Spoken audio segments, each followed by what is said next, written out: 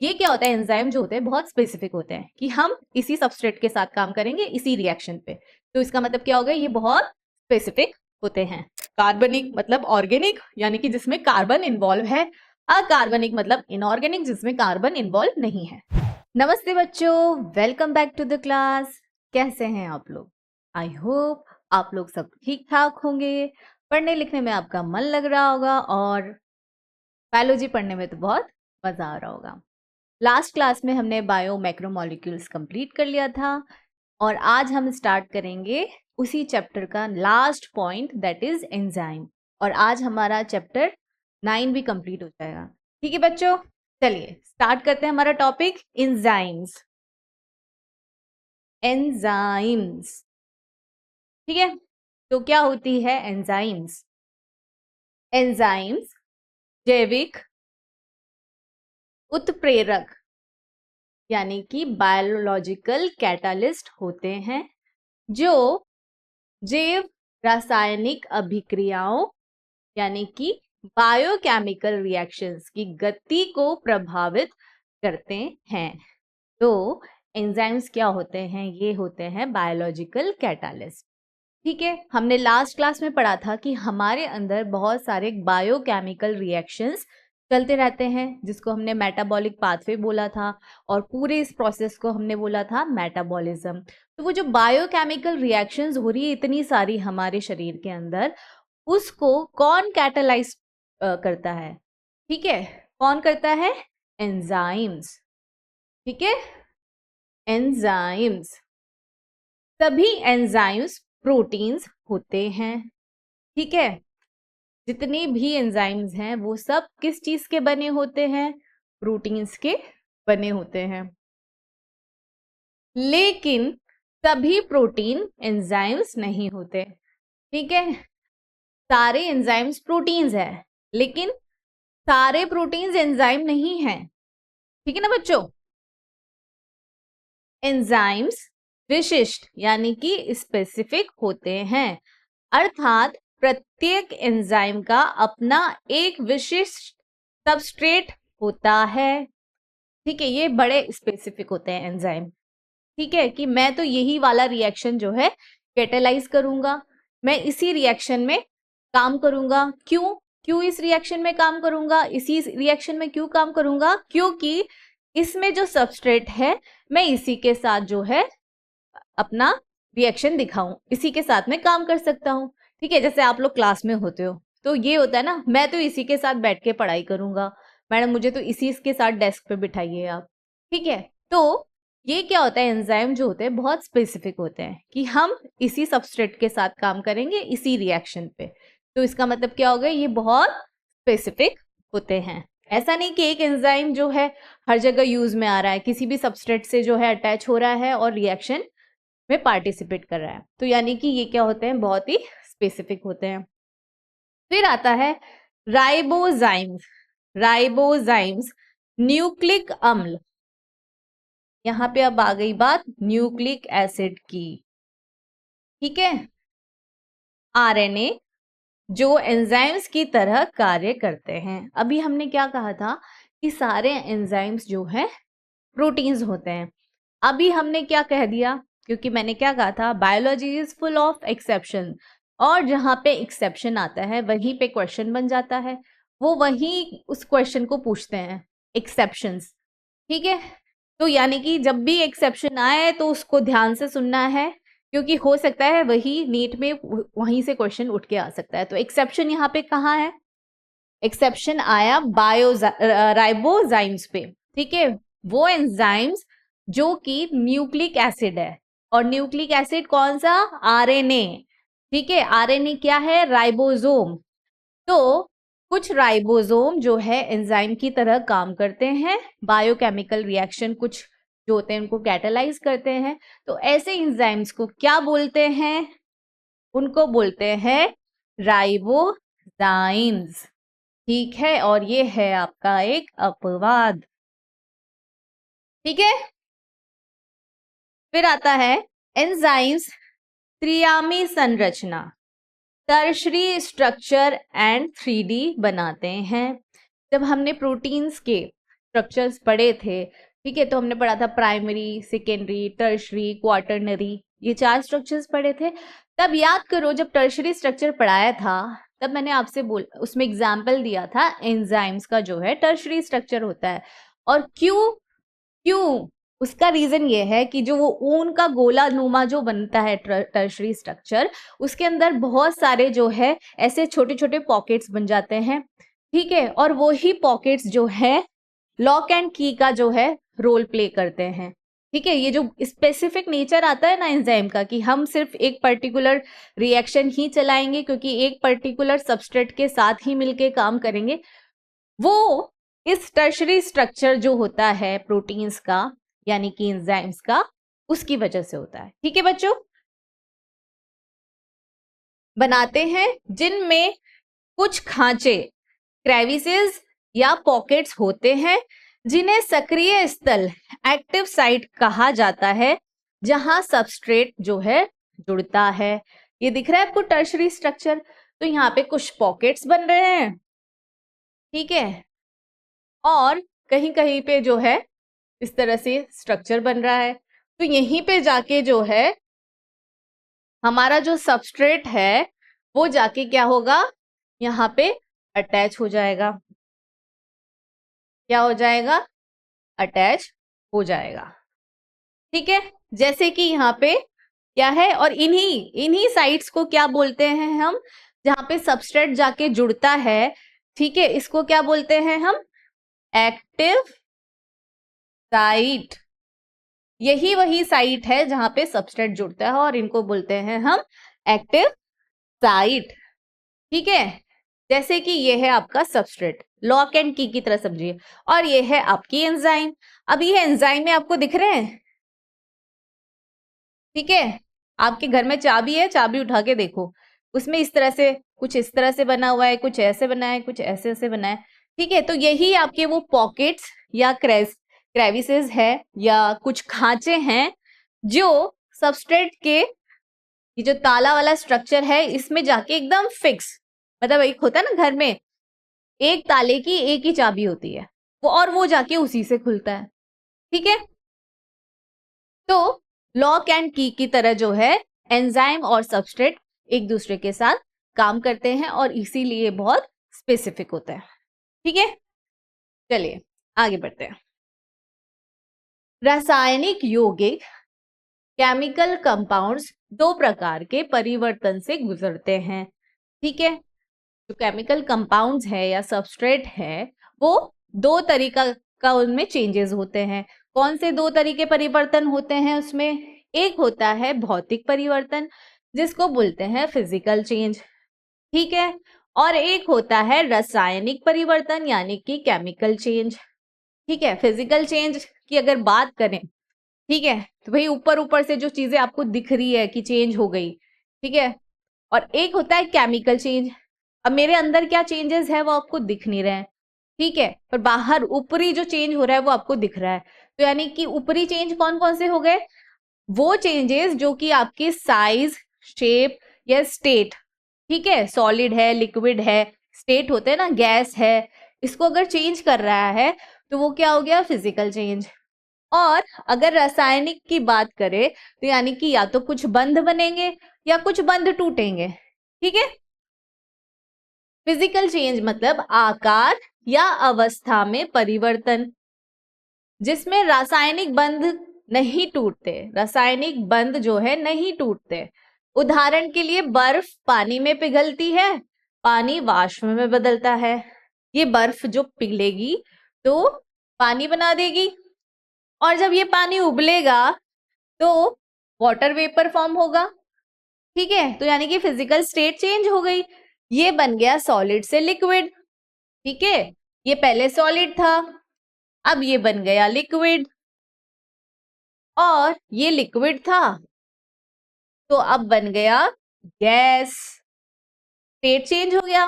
तो ये कौन सा चेंज हुआ, फिजिकल चेंज हुआ। अब आता है रासायनिक चेंज, ठीक है, केमिकल चेंज। इसमें बंध टूटते हैं और नए बंध बनते हैं। यह कार्बनिक या अकार्बनिक हो सकता है। कार्बनिक मतलब ऑर्गेनिक यानी कि जिसमें कार्बन इन्वॉल्व है, अकार्बनिक मतलब इनऑर्गेनिक जिसमें कार्बन इन्वॉल्व नहीं है। ठीक है, दोनों तरह के ये हो सकते हैं। अकार्बनिक की अगर बात करें तो देखो यहाँ पे कहीं आपको कार्बन नहीं दिख रहा है, आपको दिख रहा है बेरियम हाइड्रोक्साइड के अंदर जब हमने सल्फ्यूरिक एसिड डाला तो बन गया हमारा बेरियम सल्फेट और वाटर रिलीज हो गया। ठीक है, अब ये कौन सा रिएक्शन है? अकार्बनिक रिएक्शन, यानी इसमें कार्बन नहीं है। दूसरे है कार्बनिक रिएक्शन, जैसे कि स्टार्च का हाइड्रोलिसिस होता है वाटर में तो बनता है क्या? ग्लूकोज। ठीक है, ग्लूकोज किस चीज का बना होता है? कार्बन का, C6H12O6 ना। ठीक है, तो ये क्या हो गया? कार्बनिक। ठीक है बच्चों, अब जैसे कि सिंपल से यहाँ पे दिखा रखा है, ठीक है, ये बॉन्ड फॉर्म हो रखा है, ये एक मॉलिक्यूल, ये एक मॉलिक्यूल। अगर इसमें हीट एनर्जी या हमने कोई एनर्जी अप्लाई की तो ये बॉन्ड क्या है? टूट जाएंगे। टूट गए, टूट गए ना।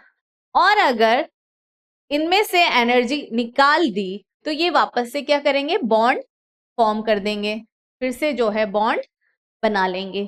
ठीक है, भौतिक या रासायनिक प्रक्रिया, ये जो फिजिकल चेंज हो रहा है या केमिकल चेंज हो रहा है, जो भी ये हो रहा है और जो प्रोडक्ट बन रहा है, ठीक है, भौतिक या रासायनिक प्रक्रिया की गति कैसे नापी जाती है?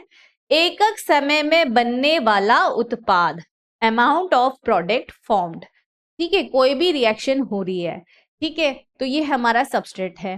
ठीक है, अब ये सबस्ट्रेट से कितना प्रोडक्ट फॉर्म हो रहा है और कितनी देर में हो रहा है, वही क्या होगी? आपकी प्रक्रिया की गति। प्रक्रिया की गति, तो यानी कि प्रक्रिया की गति क्या है? Product formation per unit time, इतने समय पे इतना प्रोडक्ट बन रहा है। ठीक है, वो है उसकी क्या? रेट। रेट ऑफ क्या? फिजिकल या केमिकल रिएक्शन की। ठीक है बच्चों, आगे समझ में?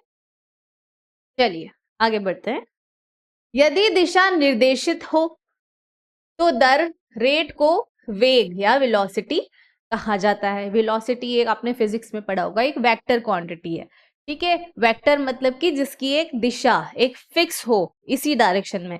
जैसे स्पीड है, ठीक है, तो स्पीड जो है स्केलर क्वांटिटी है, उसकी कोई डायरेक्शन नहीं होती है, किसी भी डायरेक्शन में चल सकता है। वैसे ही यहाँ पे अगर रिएक्शन एक पर्टिकुलर डायरेक्शन में चल रही है तो वो क्या हो गई? उसको वहां पे क्या बोलेंगे? उसकी रेट को वेलोसिटी बोलेंगे, वेलोसिटी ऑफ द रिएक्शन बोलेंगे, रेट ऑफ द रिएक्शन नहीं बोलेंगे, क्योंकि वो एक दिशा में जा रही है।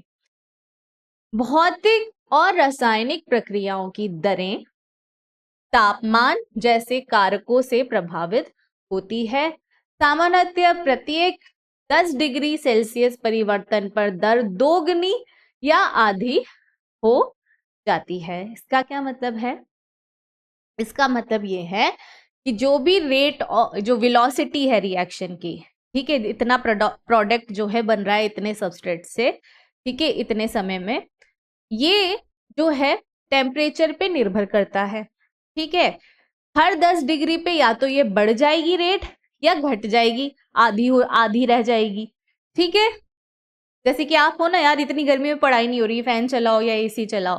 ठीक है, आपका भी एक पर्टिकुलर टेम्परेचर है जिसपे आप काम कर सकते हो, काम में आपका दिमाग लगा सकते हो।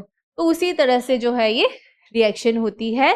तो हर 10 डिग्री सेल्सियस के टेम्परेचर पे जो है इनका बर्ताव जो है बदल जाता है, या तो बढ़ जाएगा या घट जाएगा, या तो दोगुना हो जाएगा या आधा रह जाएगा। ठीक है, एंजाइम प्रेरित अभिक्रियाओं की दर बहुत अधिक होती है।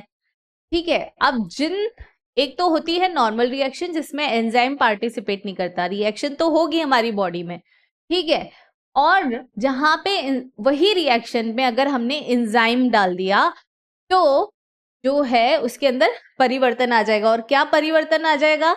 उसकी दर बहुत अधिक हो जाएगी। ठीक है, उसकी वेलोसिटी बढ़ जाएगी एंजाइम की प्रेजेंस में, उस रिएक्शन की। कैसे? उदाहरण के लिए जो बताया यहाँ पे, कार्बोनिक एनहाइड्रेस, ये एक क्या है, एक एंजाइम है। ठीक है, क्या काम करती है ये एंजाइम? इसको बोला गया है सबसे तेज एंजाइम। सबसे तेज एंजाइम क्या, कौन सी है? Carbonic anhydrase. ठीक है, यह निम्नलिखित अभिक्रिया को 1 करोड़ गुना 10 मिलियन टाइम्स तेज करता है। तो कार्बोनिक एनहाइड्रेस कौन सी रिएक्शन पे काम करता है? कार्बन डाइऑक्साइड प्लस वाटर को कार्बोनिक एसिड में कन्वर्ट करता है।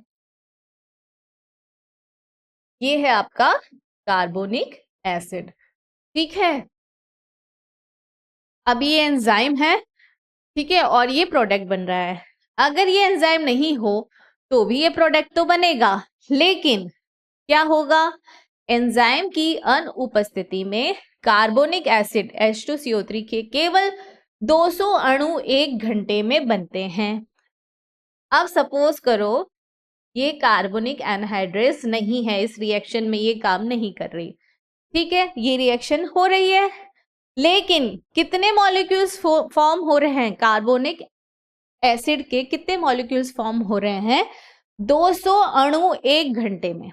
1 घंटे में 200 अणु बन रहे हैं। अब जो है एंजाइम का रोल आ गया यहाँ पे। अब आ गई इसमें एंजाइम। एंजाइम के आने से क्या हुआ?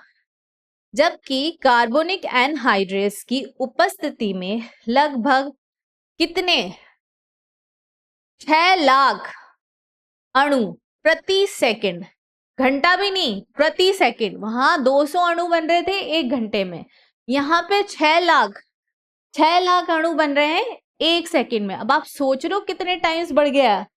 10 मिलियन टाइम्स बढ़ गया रिएक्शन। हो गया ना कितना तेज? तो यानी कि कार्बोनिक एनहाइड्रेस जो है आपकी सबसे तेज एंजाइम है। और अब आपको समझ में आया एक नॉर्मल रिएक्शन और एक एंजाइम की प्रेजेंस में रिएक्शन कितनी फास्ट हो जाती है। ये तो वही बात हो गई। मम्मी बोलेगी पढ़ाई कर लो पढ़ाई कर लो, कोई मतलब नहीं है, जब मन होगा तब पढ़ेंगे।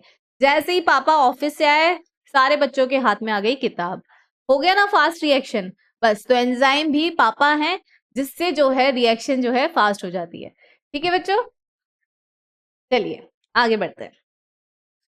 किसी उपापचयज मार्ग यानी कि मेटाबॉलिक पाथवे में प्रत्येक चरण को एक अलग एंजाइम द्वारा उत्प्रेरित किया जाता है। अभी हमने बोला था ना कि एंजाइम्स जो होती है बहुत स्पेसिफिक होती है। स्पेसिफिक होती है मतलब एक सबस्ट्रेट के साथ एक एंजाइम काम करेगी, एक रिएक्शन एक टाइम पे करेगी। तो अगर कोई मेटाबॉलिक पाथवे है जिसमें 10 स्टेप हैं तो हर स्टेप पे अलग अलग एंजाइम होगी। ठीक है, जैसे कि यहाँ पे आपको क्या दिख रहा है? ग्लूकोज से पायरुवेट मॉलिक्यूल्स बनते हैं, एक ग्लूकोज से 2 पायरुवेट मॉलिक्यूल बनते हैं। ठीक है, कितने स्टेप्स हैं इसमें? 1 2 3 4 5 6 7 8 9 10। ठीक है, 10 स्टेप्स हैं। और एंजाइम्स हेक्सोकाइनेज, फॉस्फोग्लूकोआइसोमेरेज, यानी कि ये रही एंजाइम्स आपकी। एंजाइम्स कितनी है? 1 2 3 4। ठीक है, ये आपकी हो गई 5। एल्डोलेज क्या करता है? यहां से इसको भी कन्वर्ट कर सकता है या फिर इसको अलग अलग प्रोडक्ट्स फॉर्म कर सकता है। ठीक है, रिएक्शन वही है, रिएक्शन वही है। ठीक है, 5। ठीक है, फिर आ गया आपका 6 7 8 9 10। ठीक है, 1 2 3 4, सॉरी 5 आएगा, 5। ठीक है, 6 7 8 9 10। 10 स्टेप्स का रिएक्शन और 10 तरह की एंजाइम्स। ठीक है, चलिए आगे बढ़ते हैं। यहाँ पे क्या हो रहा है? ग्लूकोज से पायरुविक एसिड जो है फॉर्म हो रहा है, जो आगे चल के जब हम कुछ काम करते हैं, एनर्जी हमें रिक्वायरमेंट होती है, तो फिर क्या होता है? लैक्टिक एसिड जो है फॉर्म करता है, यही पायरुविक एसिड। ठीक है, आगे बढ़। एंजाइम सबस्ट्रेट के साथ चाबी और ताले के मॉडल यानी कि लॉक एंड की तरह क्रिया करता है। इसमें निम्नलिखित चरण शामिल होते हैं। यह बात हमने पढ़ ली थी कि ये दोनों साथ में कैसे काम करते हैं, सबस्ट्रेट और एंजाइम, ताला और चाबी की तरह। ठीक है।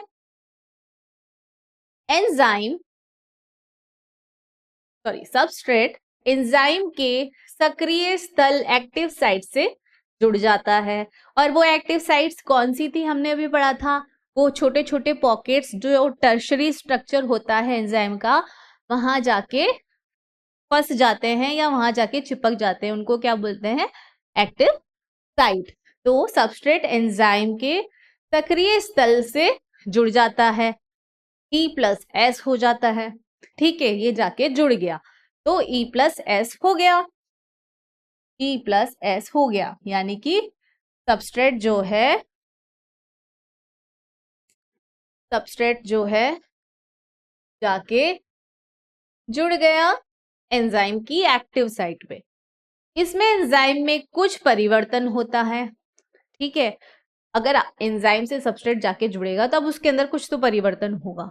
ठीक है, जिससे सबस्ट्रेट सक्रिय स्थल से मजबूती से जुड़ जाता है और बनता है एंजाइम सबस्ट्रेट संकुल। ठीक है, तो यहाँ पे क्या हुआ, जब सबस्ट्रेट जो है जाके चिपक गया एंजाइम की एक्टिव साइट पे, तो एंजाइम ने भी उसको क्या है, जोर से पकड़ लिया। ठीक है, जब आप ताले में चाबी डालते हो और उसको घुमाने से जस्ट पहले जो है, जो लॉक और की वो अच्छे से जुड़ जाते हैं ना, पकड़ लेते हैं एक दूसरे को, उसके बाद चाबी घूमेगी। अगर आप अच्छे से उसके अंदर नहीं घुसेगी तो चाबी नहीं घूमेगी। ठीक है, तो इसी तरह से जब एंजाइम के अंदर परिवर्तन हुआ, जैसे ही सबस्ट्रेट उसकी एक्टिव साइट पे जुड़ा, तो उस चेंज होने से क्या हुआ, एंजाइम और सबस्ट्रेट का एक मजबूती से जो है वो उसके सक्रिय स्थल से जुड़ जाता है और बनता है क्या, एंजाइम सबस्ट्रेट कॉम्प्लेक्स। क्या बनता है, ये कॉम्प्लेक्स बन जाता है, जिसको बोलते हैं एंजाइम सबस्ट्रेट कॉम्प्लेक्स। सक्रिय स्थल सबस्ट्रेट के रासायनिक बंधनों को तोड़ता है और बनता है एंजाइम उत्पाद संकुल, यानी एंजाइम प्रोडक्ट कॉम्प्लेक्स। ठीक है, E+S हुआ, पहले एक्टिव साइट को खोज के उससे जुड़ गया, जुड़ने के बाद साइट से जब एंजाइम और सबस्ट्रेट जुड़ गए तो उन्होंने एंजाइम सबस्ट्रेट कॉम्प्लेक्स बनाया। अब क्या हुआ, अब तोड़ाफोड़ी शुरू हो गई। जैसे ही ये कॉम्प्लेक्स बना तो या तो बंध बनेगा या बंध टूटेगा। ठीक है, बंधनों को तोड़ता है और बनता है क्या, ठीक है, यहाँ पे क्या होगा, बंध टूटेगा। ठीक है, जब बंध टूटेगा तो क्या बनेगा, एंजाइम प्रोडक्ट कॉम्प्लेक्स। अब जो है इस एस के जो है बंध तोड़े, किसने तोड़े, एंजाइम की एक्टिव साइट ने, तो क्या बन गया, एंजाइम प्रोडक्ट कॉम्प्लेक्स। ठीक है, आ गई यहां तक बात समझ में। फिर क्या हुआ, एंजाइम उत्पाद प्रोडक्ट को मुक्त कर देता है और स्वयं अन्य सबस्ट्रेट से जुड़ने के लिए तैयार हो जाता है। अब क्या हुआ, ईपी बन गया लास्ट स्टेप तक, तो यहां पे उसने सबस्ट्रेट के बंध को तोड़ा और फिर नया एक प्रोडक्ट बन गया, एंजाइम प्रोडक्ट कॉम्प्लेक्स। और फिर जैसे ये प्रोडक्ट कॉम्प्लेक्स बना तो एंजाइम ने प्रोडक्ट को मुक्त कर दिया। ठीक है, एंजाइम ने बोला जा सिमरन जा, जी ले अपनी जिंदगी। ठीक है, एंजाइम भी फ्री, प्रोडक्ट भी फ्री। अब ये एंजाइम फ्री हो गया, वापस क्या करने के लिए, वापस से जो है सबस्ट्रेट के लिए फ्री हो गया, सबस्ट्रेट से जुड़ने के लिए तैयार। ठीक है, और इसने कर दिया प्रोडक्ट अलग। ठीक है, तो अगर लॉक की का देखा जाए तो ये इस तरह से है, पहले ये जुड़े, ठीक है, और फिर ताला अलग चाबी अलग, हो गया मेरा काम। ठीक है, ये सबस्ट्रेट होता है, ये एंजाइम होता है, जिसका क्या होता है, टर्शरी स्ट्रक्चर होता है, हमने पढ़ा, जिसपे होती है क्या, एक्टिव साइट होती है। ठीक है, ये रहा सबस्ट्रेट, ये रही हमारी एंजाइम, ये जाके इससे जुड़ गई, ठीक है, E+S हो गया। जब E+S हो गया तब एंजाइम ने मजबूती से जो है सबस्ट्रेट को पकड़ लिया और बन गया एंजाइम सबस्ट्रेट कॉम्प्लेक्स, ठीक है। जैसे ही ये बना तो एंजाइम की एक्टिव साइट ने सबस्ट्रेट के बंध तोड़ दिए। बंध तोड़ने से क्या बन गया आपका एंजाइम प्रोडक्ट कॉम्प्लेक्स, ठीक है, एंजाइम प्रोडक्ट कॉम्प्लेक्स। जैसे ही ये बना तो एंजाइम हो गई अलग और उसने कर दिया प्रोडक्ट को अलग। अब ये जो एंजाइम है ये तैयार है फिर से कोई नए सबस्ट्रेट से जुड़ने के लिए, अगले सबस्ट्रेट के से जुड़ने के लिए, ठीक है बच्चों, आ गया समझ में। यह मार्ग कुछ अस्थिर संक्रमण अवस्था या ट्रांजिशन स्टेट स्ट्रक्चर से होकर गुजरता है। तो यही है ना ट्रांजिशन स्टेट जो स्ट्रक्चर्स हैं, ये तो आपका फाइनल प्रोडक्ट हो गया, ये हो गया आपका सबस्ट्रेट। ये जो ट्रांजिशन हो रहा है ये क्या हो गए आपके ट्रांजिशन स्टेट स्ट्रक्चर्स, ठीक है, क्योंकि ये टेम्पररी है, ठीक है। चलो, एंजाइम रासायनिक अभिक्रिया की गति कैसे बढ़ाते हैं? आपके दिमाग में ये बात आई नहीं अभी जब मैंने आपसे बोला कि कोई रिएक्शन है, जैसे वहां पे हो रही थी H2O वाटर और कार्बन डाइऑक्साइड के साथ बन रहा था क्या, कार्बोनिक एसिड बन रहा था। तो मैंने क्या बोला 1 घंटे में 200 मॉलिक्यूल बन रहे हैं वहां पे बिना एंजाइम के, ठीक है। जैसे ही कौन सी एंजाइम आई, एनहाइड्रेस एंजाइम आई, कार्बोनिक एनहाइड्रेस आई, तो क्या हो गया वही रिएक्शन 6 लाख गुना बढ़ गया, ठीक है, 10 मिलियन टाइम्स बढ़ गया, मतलब कि 6 लाख मॉलिक्यूल्स बनने लगे 1 सेकंड में। तो ऐसा क्या किया उस एंजाइम ने, बताओ, दिमाग चलाओ, थोड़ा सोचो, कुछ तो किया होगा। ऐसा क्या किया जो इतनी 10 मिलियन टाइम्स जो है रिएक्शन जो है फास्ट हो गई? ऐसा कैसे कर लेती है एंजाइम? चलिए पढ़ते हैं ऐसा क्या करती है एंजाइम कि रिएक्शन इतनी फास्ट हो जाती। संक्रियण ऊर्जा की संकल्पना, concept of activation energy, activation energy, ठीक है। यहाँ पे आपको एक ग्राफ दिख रहा है, इस वाली लाइन पे आपको दिख रहा है पोटेंशियल एनर्जी, ठीक है, इधर आपको दिख रहा है प्रोग्रेस ऑफ रिएक्शन, क्योंकि हम यही तो देखना चाह रहे हैं ना रिएक्शन कैसे तेजी से बढ़ जाती है, ठीक है। तो सबसे पहले सक्रियण ऊर्जा, सक्रियण ऊर्जा यानी कि किस उसको बोलते हैं एक्टिवेशन एनर्जी। नाम से ही पता चल रहा है सक्रियण ऊर्जा जो सक्रिय कर रही है, ठीक है। जैसे आप आलस में पड़े हुए हो, पापा के आते ही आप में एकदम एक्टिव हो जाते हो ना, तो वो पापा ने क्या प्रोवाइड कर दिया आपको, एक्टिवेशन एनर्जी पे लिया है, ठीक है। तो सक्रिय हो जाते हैं, जैसे ही पापा आते हैं घर सब सक्रिय हो जाते हैं। तो सक्रियण ऊर्जा या एक्टिवेशन एनर्जी वह अतिरिक्त ऊर्जा है, वो अतिरिक्त ऊर्जा है जो किसी रासायनिक अभिक्रिया को शुरू करने के लिए आवश्यक होती है, ठीक है। तो पापा का वो जो डर है ना, वही आप लोगों का एक्टिवेशन एनर्जी है, ठीक है, वही जो आपको सक्रिय कर देती है, ठीक है। किसके लिए? रासायनिक अभिक्रिया के लिए यहाँ पे तो, और आपको वो काम करने के लिए जिसके लिए आप तैयार नहीं थे, पढ़ाई हो गई या कुछ भी काम दिया है वो करना है, ठीक है। तो यहाँ पे अगर रिएक्शन की बात करें तो एक्टिवेशन एनर्जी क्या है, वो एनर्जी है, वो अतिरिक्त ऊर्जा है जो किसी रासायनिक अभिक्रिया को शुरू करने के लिए आवश्यक होती है। किसी ऊष्माक्षेपी, ऊष्माक्षेपी मतलब कि एक्सोथर्मिक, या शोष्माक्षेपी मतलब कि एंडोथर्मिक अभिक्रिया में, एक्सोथर्मिक मतलब हुआ जिसमें एनर्जी बाहर निकल रही है, रिलीज हो रही है, एंडोथर्मिक में जिसमें एनर्जी चाहिए, ठीक है। तो ऊष्माक्षेपी मतलब एनर्जी रिलीज हो रही है, और शोष्माक्षेपी मतलब जिसमें एनर्जी चाहिए, ठीक है। तो अभिक्रिया में अवकर्णक यानी कि सबस्ट्रेट को एक उच्च ऊर्जा अवस्था से होकर गुजरना होता है, जिसे संक्रमण अवस्था ऊर्जा या ट्रांजिशन स्टेट एनर्जी कहते हैं। ठीक है, अब आते हैं हम इस ग्राफ पे। ठीक है, ये आपका सबस्ट्रेट, ठीक है, यानी कि आप हो जैसे अभी आप बैठे हो या लेटे हो या अभी मैडम की क्लास ले रहे हो, ठीक है, तो अभी आपके अंदर एनर्जी है क्योंकि अंदर तो एटीपी फॉर्मेशन हो रहा है, काम हो रहा है, क्रियाएं चल रही है।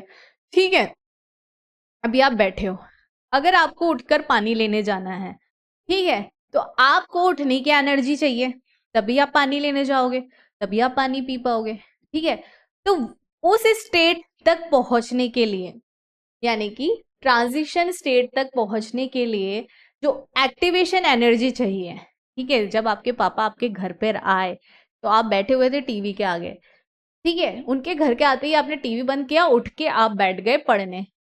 ठीक है, तो वो जो ट्रांजिशन स्टेट में आने के लिए जो आपको एनर्जी चाहिए, ठीक है, ये आपका आ गया ट्रांजिशन स्टेट। ये वो स्टेट है जहां से रिएक्शन शुरू होगी। क्या होगा? रिएक्शन शुरू होगी, मतलब एक ऊर्जा अवस्था से होकर गुजरना होगा, जिसे संक्रमण अवस्था ऊर्जा कहते हैं। तो ये आ गई आपकी वो ट्रांजिशन स्टेट। ठीक है, और यहां तक पहुंचने के लिए जो एनर्जी चाहिए उसको बोलते हैं एक्टिवेशन एनर्जी। एक्टिव होने के लिए जो एनर्जी चाहिए उसको क्या बोलते हैं? Activation energy. इसके बिना काम नहीं हो पाएगा। ठीक है, उसके बिना काम नहीं हो पाएगा, रिएक्शन नहीं हो पाएगी। तो ये सबस्ट्रेट है, इसके पास अपनी पोटेंशियल एनर्जी लेके ये बैठा हुआ है। जब तक ये ट्रांजिशन स्टेट में नहीं पहुंचेगा, एक्टिवेशन एनर्जी जब तक इसको नहीं मिलेगी काम करने के लिए, तो रिएक्शन जो है नहीं बढ़ेगी आगे। ठीक है, तो एंजाइम क्या करता है? एंजाइम वो पापा है जिसके आने से जो है ये सबस्ट्रेट जो है इस ट्रांजिशन स्टेट पे तुरंत पहुंच जाता है। ठीक है, ये तो है नॉर्मल अवस्था। Activation energy without enzyme, without enzyme आप देखो कितनी एक्टिवेशन एनर्जी लग रही है ट्रांजिशन स्टेट पहुंचने के लिए। ठीक है, और अगर इसमें एंजाइम है, एक्टिवेशन एनर्जी विद एंजाइम, तो देखो इतने में ही काम चल गया, इतनी ही इसकी एक्टिवेशन एनर्जी जो है अब कम हो गई। ठीक है, तो यही काम जो है एंजाइम करती है। ठीक है, जो काम माँ नहीं कर पाती वो पापा के आने से अपने आप ही हो जाता है। मम्मी दिन भर बोलेगी पढ़ाई कर लो, टीवी बंद कर दो, पढ़ाई कर लो, नहीं होगा वो काम। वो काम होगा शाम को 5 बजे जब पापा आएंगे, बिना कहे टीवी बंद हो जाएगी और बच्चा बैठ जाएगा पढ़ने। वही काम एंजाइम करती है। ठीक है, इसकी आते ही उसकी एक्टिवेशन एनर्जी, सबस्ट्रेट की एक्टिवेशन एनर्जी कम कर देता है एंजाइम, और वो कम एक्टिवेशन एनर्जी पे ही जो है ट्रांजिशन स्टेट पे पहुंच जाती है और रिएक्शन शुरू हो जाता है। ठीक है बच्चों, समझ में आया? इसको आप ऐसे ही समझ लो, ये है, ये सबस्ट्रेट है आप स्टूडेंट। ठीक है, अब एक काम हो गया कि यहां पहुंचने के लिए जो है विदाउट ASL और ये विद ASL। तो ASL भी जो है क्या है, एंजाइम की तरह काम करता है, आपको आपके गोल तक पहुंचाने के लिए कम एनर्जी में, कम एक्टिवेशन एनर्जी में आपका जो है नीट में सिलेक्शन करा देगा। ठीक है, तो आप या तो इसको ऐसे समझ लीजिए या ऐसे समझ लीजिए। ठीक है बच्चों, तो एंजाइम क्यों रिएक्शन फास्ट कर देती है? क्योंकि वो एक्टिवेशन एनर्जी लो कर देती है सबस्ट्रेट की। ठीक है, याद रखनी है ये बात। इसलिए संक्रियण ऊर्जा जो है औसत अवकर्ण ऊर्जा और संक्रमण अवस्था ऊर्जा के बीच का अंतर है। क्या है difference between average energy of substrate and transition energy होती है। ठीक है, ट्रांजिशन एनर्जी माइनस ये जो आपका है यही क्या है, एक्टिवेशन या क्या बोलते हैं, सक्रियण ऊर्जा, एक्टिवेशन एनर्जी जो है आपकी वो क्या हो गई आपकी औसत अवकरणक ऊर्जा। ठीक है, औसत अवकरणक ऊर्जा ऑफ सबस्ट्रेट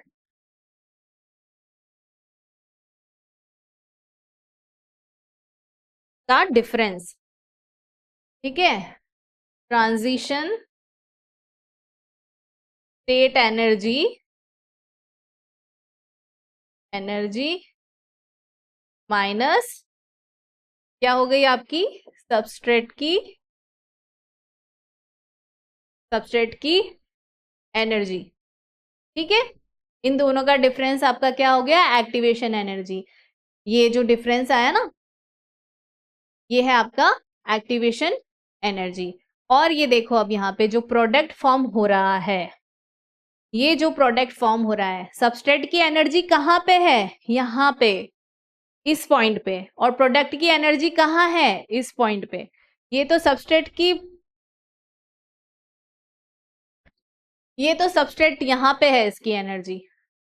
ठीक है, और प्रोडक्ट की एनर्जी यहाँ पे है, यानी कि प्रोडक्ट की एनर्जी जो है सबस्ट्रेट की एनर्जी से कम है, क्योंकि इस ग्राफ में आपको दिख रहा है सबस्ट्रेट जो है यहाँ पे है, प्रोडक्ट यहाँ पे है। तो ये जो ग्राफ आपको दिख रहा है, ये किस तरह की रिएक्शन हो गई, अभी मैंने आपको बताया था दो तरह की होती है, ऊष्माक्षेपी जिसमें एनर्जी रिलीज हो रही है, ठीक है, जिसमें एनर्जी रिलीज हो रही है, तो क्या होगा जो प्रोडक्ट बनेगा वो लोअर लेवल पे होगा ना, उसमें कम एनर्जी होगी। और जो सूक्ष्मक्षेपी है, जो एनर्जी यूटिलाइज करके जो प्रोडक्ट बन रहा है, तो प्रोडक्ट में ज्यादा एनर्जी होगी सबस्ट्रेट के कंपैरिजन में। ठीक है, तो यहाँ जो ग्राफ है इसमें आप देख रहे हो प्रोडक्ट नीचे है, सबस्ट्रेट ऊपर है, यानी कि प्रोडक्ट में एनर्जी कम है, सबस्ट्रेट में ज्यादा है। तो ये जो कौन सी रिएक्शन का ग्राफ हो गया, ये ग्राफ हो गया ऊष्माक्षेपी, यानी कि एक्सोथर्मिक रिएक्शन दिखा रहा है ये ग्राफ। ठीक है बच्चों, आ गई बात समझ में? चलिए आगे बढ़ते हैं।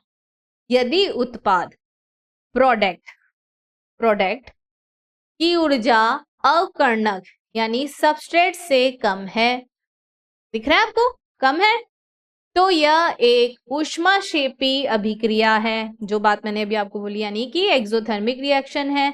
इसमें उत्पाद बनने के लिए कोई अतिरिक्त ऊर्जा जैसे गर्मी की आवश्यकता नहीं है, तो इस रिएक्शन के लिए हमें एनर्जी की जरूरत नहीं पड़ी। ठीक है,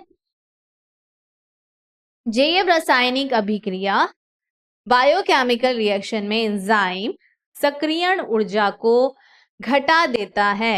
एंजाइम क्या करता है, lower the activation energy, lower the activation energy.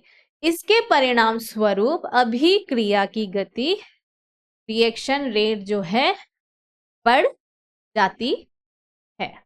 ठीक है बच्चों, चलिए आगे बढ़ते हैं। एंजाइम क्रियाशीलता को प्रभावित करने वाले कारक, फैक्टर्स अफेक्टिंग एंजाइम एक्टिविटी।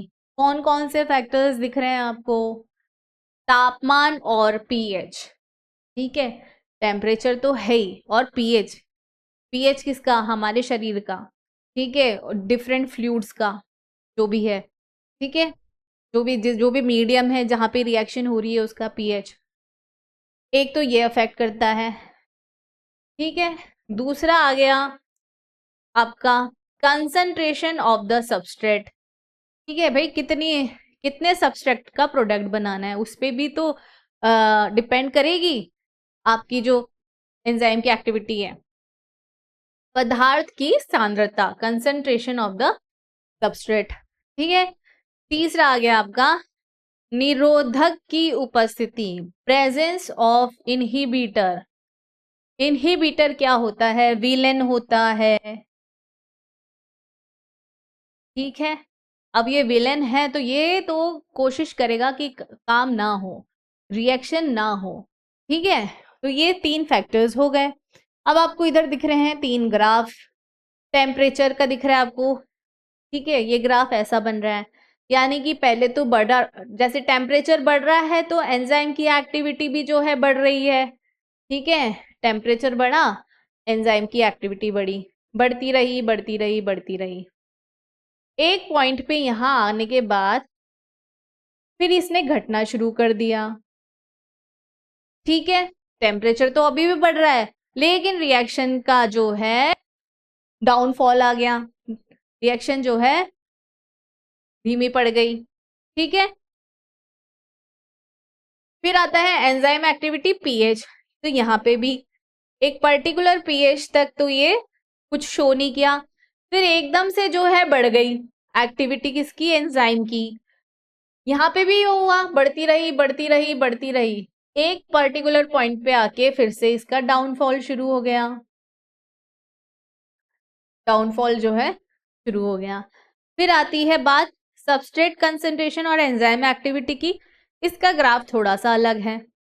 यहाँ पे क्या हुआ, पहले तो एक स्पेसिफिक अमाउंट जो है सबस्ट्रेट का प्रेजेंट होना ही चाहिए, ये 0 से स्टार्ट नहीं हुआ। ठीक है, जब सबस्ट्रेट ही नहीं होगा तो एंजाइम की जो है एक्टिविटी कैसे, पर रिएक्शन चलेगा ही कैसे, कुछ तो सबस्ट्रेट होना चाहिए, तो इसलिए ग्राफ यहां से शुरू होता है। ठीक है, फिर ये शुरू हुआ, ये भी जैसे सबस्ट्रेट बढ़ा तो एंजाइम की एक्टिविटी बढ़ गई बढ़ गई बढ़ गई, एक पॉइंट पे आके ये भी जो है मैक्स करने के बाद, मैक्सिमम पॉइंट पे पहुंचने के बाद फिर ये घटी नहीं, जैसे पीएच में घट गई, टेम्परेचर में घट गई, यहाँ पे घटी नहीं, यहाँ पे बस रुक गई सीधी सीधी। ठीक है, उसको बोल सकते हैं स्टॉप ही हो गई। ठीक है, काम करना ही बंद, मैक्स आउट हो गई बिल्कुल। ठीक है, तो ये कैसे हुआ, चलिए पढ़ते हैं आगे। सबसे पहले आता है पीएच और टेम्परेचर का, वो जो उस तरह का ग्राफ था क्यों था। एंजाइम अधिकतम क्रियाशीलता उत्तम तापमान व पीएच पर दिखाती है। ठीक है, इनकी जो अधिकतम की जो बात हुई ना, यहाँ पे ये एंजाइम है और ये टेम्परेचर है, इसकी बात हो रही है, इस पॉइंट की। ठीक है, अधिकतम इस पॉइंट की बात हो रही है। ठीक है, पीएच की बात करें तो यहाँ पे इस पॉइंट की बात हो रही है। ठीक है, यानी कि एंजाइम अधिकतम क्रियाशीलता उत्तम तापमान व पीएच पर दिखाती है। अगर कोई रिएक्शन है जिसका उत्तम सबसे ज्यादा रिएक्शन जो है सबसे ज्यादा स्पीड या वेलोसिटी यहाँ पे आ रही है, तो उस रिएक्शन के लिए उत्तम टेम्परेचर कितना हो गया, ये हो गया। ठीक है, यानी कि वो 40 डिग्री पे सबसे ज्यादा तेज होगी वो रिएक्शन, तो उसके उस रिएक्शन के लिए उत्तम टेम्परेचर क्या हो गया, 40। फॉर एग्जाम्पल किसी का पीएच जो है यहाँ पे जो है रिएक्शन सबसे फास्ट हो रही है। ठीक है, तो हम देख रहे हैं पीएच जो है 7 आ रहा है, यहाँ पे 7 पे सबसे तेज है, तो 7 क्या हो गया, उसका उत्तम पीएच हो गया, यानी कि optimum temperature and optimum pH पे जो है रिएक्शन जो है सबसे फास्ट होती है। दूसरा पॉइंट, क्रियाशीलता इस उत्तम मान से ऊपर या नीचे गिर जाती है। इस ऑप्टिमम, इसको बोलते हैं उत्तम।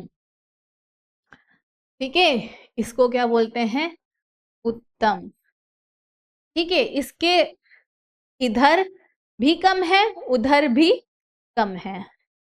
ठीक है, वैसे ही इधर भी कम हो गई रिएक्शन, इधर भी कम रिएक्शन हो गई। बढ़ाओगे या घटाओगे इस पॉइंट के बाद हमेशा जो है पीएच या टेम्परेचर अगर आपने बढ़ाया घटाया तो जो है रिएक्शन जो है वो हमेशा घटेगी, सिर्फ एक इस टेम्परेचर या पीएच पे ये सबसे ज्यादा फास्ट होगी।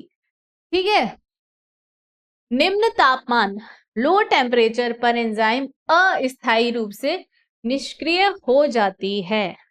ठीक है, अब आपने यहाँ पे देखा ये टेम्परेचर है, ये एंजाइम की एक्टिविटी है, ये 0 से स्टार्ट नहीं हो रही है, ये यहाँ कहीं से स्टार्ट हो रही है।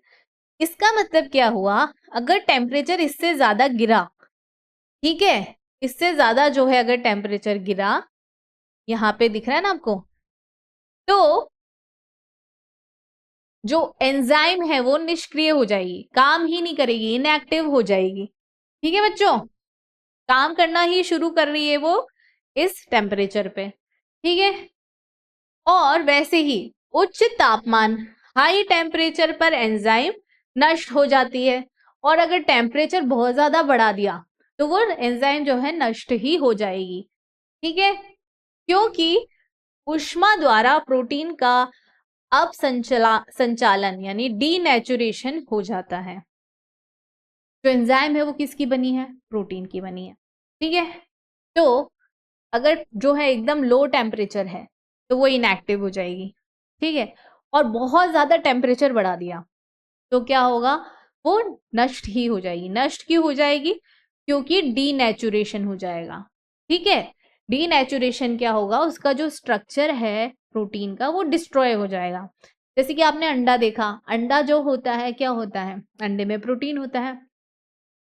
जब आप अंडे को उबाल देते हो तो वो सॉलिड हो जाता है। ठीक है, पहले अंदर उसके अंदर जो एग वाइट होता है वो लिक्विड होता है। ठीक है, और फिर जब बॉइल्ड अंडा होता है वो पूरा सॉलिड होता है। तो वो भी एक एग्जांपल है डीनेचुरेशन ऑफ द प्रोटीन। ठीक है, अब संचालन, चलिए आगे बढ़ते हैं। अकार्बनिक यानी कि इनऑर्गेनिक कैटालिस्ट, इनऑर्गेनिक कैटालिस्ट उच्च तापमान और दाब पर कार्य करते हैं, लेकिन एंजाइम उच्च तापमान यानी कि 40 डिग्री से ज्यादा पर नष्ट हो जाते हैं। ठीक है, इसमें क्या है? इनऑर्गेनिक जो कैटालिस्ट है, ठीक है, वो तो उच्च तापमान और प्रेशर पे काम करेंगे, लेकिन जो ऑर्गेनिक है, एंजाइम्स जो है वो ऑर्गेनिक है, वो जो है उच्च तापमान मतलब 40 डिग्री के ऊपर जो है वो नष्ट हो जाती है। जैसे हमारे शरीर का टेम्परेचर कितना होता है? 37 डिग्री सेल्सियस। ठीक है, तो हमारा शरीर के अंदर जो एंजाइम है, ठीक है, अगर हम मुझे बुखार आ गया, बोलते हैं ना बहुत ज्यादा बुखार आ रहा है, तो फिर क्या होता है? आपको बहुत सारी दिक्कत होने लग जाती है। इसका मतलब क्या है? बायोकेमिकल रिएक्शन सब डिस्टर्ब हो गए, क्योंकि 40 डिग्री के ऊपर जो है जो एंजाइम्स है उच्च तापमान पर जो है नष्ट हो जाती हैं। उष्मारागी जीव, थर्मोफिलिक ऑर्गेनिजम्स वो होते हैं, थर्मोफाइल्स भी बोलते हैं जिनको, जो जैसे कि सल्फर स्प्रिंग्स होती है ना, जो नेचुरल स्प्रिंग्स होती हैं जहाँ पे गर्म पानी होता है, जैसे मणिकर्णिका है आपका, ये तो बहुत सारी जगह पे है, नॉर्थ ईस्ट में है, कई जगह है। तो वहां पे क्या होता है? ये हॉट स्प्रिंग्स होती हैं, वहां जो पानी होता है वो बहुत गर्म होता है, वहां पे ये बैक्टीरिया जो थर्मोफाइल्स है वो पाए जाते हैं। क्यों वहां पे भी वो जीवित क्यों रह जाते हैं? क्योंकि उनमें ऐसे एंजाइम्स होते हैं जो उच्च तापमान पर इवन 80 टू 90 डिग्री सेल्सियस पर भी स्थिर रहते हैं। ठीक है, फिर से आ गया ना एक्सेप्शन। और जब भी मैंने कहा, क्या कहा था? एक्सेप्शंस आए तो वहीं पे क्वेश्चन बन जाता है, तो उसको याद रखना है। तो अभी तो हमने कहा कि एंजाइम जो है, कौन सी एंजाइम? Organic enzyme. इनऑर्गेनिक का तो उच्च तापमान पे काम करेगी और ज्यादा प्रेशर पे भी काम करेगी, लेकिन एंजाइम्स जो होती हैं उच्च तापमान यानी कि 40 डिग्री के ऊपर नष्ट हो जाती हैं। लेकिन एक्सेप्शन आ गया थर्मोफाइल्स, यानी कि थर्मोफिलिक ऑर्गेनिज्म, यानी कि उष्मारागी जीव जो हैं उनकी जो एंजाइम्स होती है वो 80 टू 90 डिग्री सेल्सियस तक भी स्थिर रहती है। ये रहे आपके थर्मोफिलिक बैक्टीरिया। ठीक है बच्चों, चलिए सबस्ट्रेट की सांद्रता, कंसंट्रेशन ऑफ सबस्ट्रेट, बताया था ना मैंने, इस पे भी जो है एंजाइम की एक्टिविटी जो है निर्भर करती है। कैसे करती है? जब सबस्ट्रेट की सांद्रता, सबस्ट्रेट कंसंट्रेशन बढ़ता है तो एंजाइम की क्रिया की गति, वेलोसिटी शुरू में बढ़ती है। ठीक है, शुरू में बढ़ती है। ये रहा आपका सबस्ट्रेट और ये रही आपकी एंजाइम्स। ठीक है, ये एंजाइम्स हैं। ठीक है, अभी यहाँ पे आपको दो ही दिख रहे हैं सबस्ट्रेट। अब मैंने जो है सबस्ट्रेट बढ़ा दिए, तो हर एंजाइम से हर सबस्ट्रेट जो है जुड़ गया ना, ये जुड़ गया, ये भी आके जुड़ रहा है। ठीक है, तो क्या हो गया? शुरू शुरू में तो रिएक्शन बढ़ गई, फिर क्या हुआ? ठीक है, अब क्या हुआ? जब सारी एंजाइम्स ने एक एक सबस्ट्रेट ले लिया, फिर क्या हो गया? अभी भी सबस्ट्रेट बाकी है, लेकिन एंजाइम तो है नहीं ना जुड़ने के लिए। तो क्या हुआ? शुरू में तो क्या हो गई? रिएक्शन फास्ट हो गई, एंजाइम की एक्टिविटी बढ़ गई, सबस्ट्रेट बढ़ा तो। लेकिन उसके बाद सांद्रता बढ़ाने पर गति नहीं बढ़ती, क्योंकि एंजाइम अणु, एंजाइम मॉलिक्यूल्स की संख्या सबस्ट्रेट अणुओं से कम होती है, अर्थात कोई मुक्त एंजाइम शेष नहीं होता अतिरिक्त सबस्ट्रेट से जुड़ सके। ठीक है, सबस्ट्रेट यहाँ कम था, एंजाइम ज्यादा थी। जैसे ही सबस्ट्रेट बढ़ाया तो एंजाइम जाके उससे जुड़ने लगी, तो रिएक्शन जो है फास्ट हो गया। ठीक है, फिर भी हम तो सबस्ट्रेट बढ़ाते रहे। अरे जब एंजाइम ने सब सारे सबस्ट्रेट जितने वो ले सकती थी ले लिए, अब तुम कितना भी सबस्ट्रेट बढ़ाते रहो, एंजाइम्स तो कम हो गई, जुड़ने के लिए एंजाइम बची नहीं, तो फिर क्या होगा, रिएक्शन जो है स्टॉप हो जाएगा। तो यानी कि क्या हुआ, जैसे जैसे तुमने सबस्ट्रेट बढ़ाया तो रिएक्शन बढ़ी।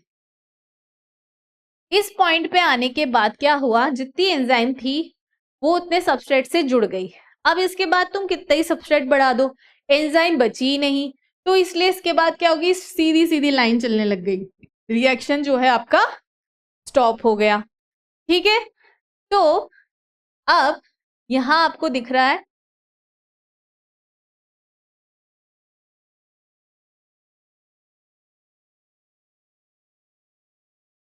ठीक है, यहाँ पे आपने जो है देखा, यहाँ पे जाके जो है सबसे तेज वेलोसिटी थी किसकी, रिएक्शन की, क्योंकि एंजाइम और सबस्ट्रेट जो है बराबर थे, मतलब जितने भी एंजाइम साइट्स थी उस पे जाके सबस्ट्रेट जुड़ गए, सबसे फास्ट स्पीड यहाँ पे थी। ठीक है, अगर इस स्पीड को हम आधा देखें, ठीक है, तो यहाँ पे ये पॉइंट आता है, यानी कि इस पॉइंट पे स्पीड का ये हाफ है। मतलब कि अगर यहाँ पे गाड़ी चल रही थी 50 किलोमीटर प्रति घंटे के हिसाब से, तो यहाँ पे इसकी स्पीड कितनी है, 25 किलोमीटर प्रति घंटा, v max by 2। और इसी पॉइंट को हम क्या बोलते हैं, मिकेलस कांस्टेंट, क्या बोलते हैं, मिकेलस कांस्टेंट, जिसको km से दर्शाता है। km क्या है, वो सबस्ट्रेट का कॉन्सेंट्रेशन, और जहां जहां पे जो वेलोसिटी ऑफ रिएक्शन क्या है, आधी हो जाती है। ठीक है, आगे बढ़ते हैं। अब विशिष्ट रसायनों, इनहिबिटर की बात हो रही है, पॉइंट नंबर जो 3 था ना हमारा, रिएक्शन जो है किससे अफेक्ट होती है, इनहिबिटर से, वो विलेन आ गया है अब पिक्चर में। अब आ रही है इस विलेन की बात, इनहिबिटर। हीरोइन की बात हो गई, हीरो की बात हो गई, सबस्ट्रेट और एंजाइम हमारे हीरो हीरोइन थे, ये आपस में जुड़ते थे, प्रोडक्ट बना देते थे। ठीक है, simple love story, the end of the story, product formation के साथ। अब आ गया विलेन, ये क्या करेगा, ये हीरो को हीरोइन के साथ नहीं जाने देगा। ठीक है, तो यही क्या है, इनहिबिटर है। ठीक है, विशिष्ट रसायनों, इनहिबिटर का एंजाइम से जुड़ना, जाके कर दिया ना इसने काम, एंजाइम से जाके जुड़ना, एंजाइम की क्रिया को बंद कर देना, इसे निरोधन इनहिबिशन कहते हैं। ठीक है, जैसे ये एंजाइम से जाके जुड़ गया ये इनहिबिटर, तो क्या होगा, एंजाइम ने काम करना बंद कर दिया, डिप्रेशन में चले गया हीरो हमारा। ठीक है, या अगर हीरोइन को अगर विलेन उठा के ले जाएगा तो क्या होगा, डिप्रेशन में आ जाएगी हीरोइन भी और हीरो भी, लव स्टोरी दी एंड। तो यानी कि इनहिबिशन हो गया। जो इनहिबिटर सबस्ट्रेट से बहुत मिलते जुलते होते हैं उन्हें स्पर्धात्मक इनहिबिटर, कॉम्पिटिटिव इनहिबिटर कहता है।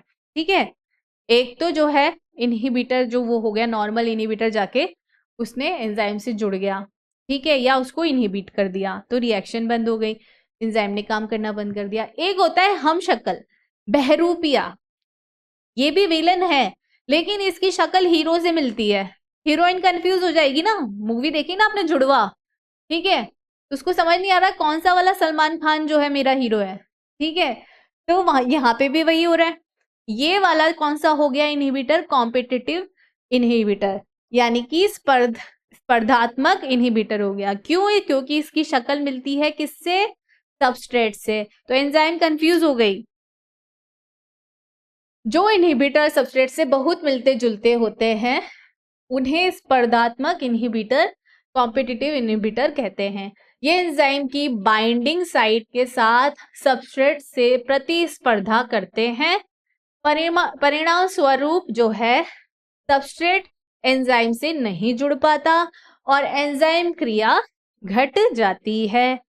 ठीक है, इसमें क्या होता है, उसमें तो जो है क्रिया बंद हो गई ऊपर वाले में, और इसमें जो है आपकी स्पर्धात्मक में, इसमें जो है स्लो डाउन हो गई। क्यों? क्योंकि ये जाके जुड़ गया, जिसको जुड़ना था वो तो जुड़ा नहीं सबस्ट्रेट, और ये कॉम्पिटिटिव जो इनहिबिटर था ये जाके एंजाइम से जुड़ गया। ठीक है, ये देखो एंजाइम है, ये सबस्ट्रेट है, और ये है क्या, विलन इनहिबिटर। ठीक है, इसने बना दिया, इनहिबिटर ने एंजाइम से जाके जुड़ गया ये। ठीक है, सबस्ट्रेट तो वैसा का वैसा रह गया, ये तो जुड़ नहीं पाया, तो इसने बनाया एंजाइम इनहिबिटर कॉम्प्लेक्स।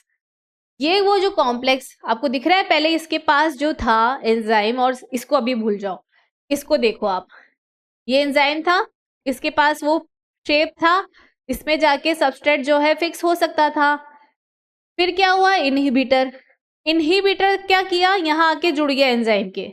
जब ये इनहिबिटर एंजाइम से यहां आके जुड़ गया तो इसने क्या बनाया, एंजाइम इनहिबिटर कॉम्प्लेक्स। बनना क्या था, एंजाइम सबस्ट्रेट कॉम्प्लेक्स, हमने पढ़ा था ना, ES बनना था, पर बन क्या गया, एंजाइम इनहिबिटर EI बन गया, EI कॉम्प्लेक्स बन गया। ठीक है, तो यहाँ पे एंजाइम की हमने बोला था ना, शेप कुछ चेंजेस आ जाते हैं एंजाइम में, तो वो चेंजेस आ गए। अब वो जो शेप थी जहां पे सबस्ट्रेट को फिक्स होना था, वो शेप जो है चेंज हो गई। अब ये सबस्ट्रेट जो है इसके अंदर कैसे फिक्स होगा, नहीं फिक्स हुआ ना, इसका रिजल्ट क्या हुआ, रिएक्शन ही खत्म। ठीक है, यहां पे क्या हुआ, यहाँ पे इसलिए क्या बोला, क्रिया को बंद कर दिया इसने।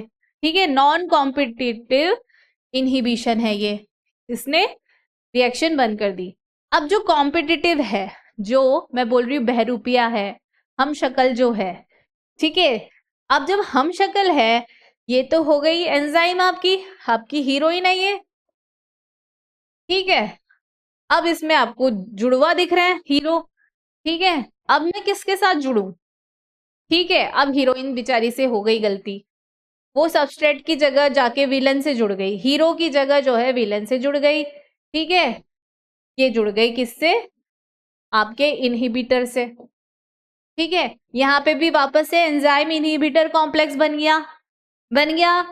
ठीक है, अब ये बेचारा सबस्ट्रेट क्या करे, जुड़ना तो इसको था, जुड़ गया इसका हम शक्ल, सबस्ट्रेट का हम शक्ल जो बिल्कुल इसकी तरह दिखता था, और उसने बना दिया एंजाइम इनहिबिटर कॉम्प्लेक्स।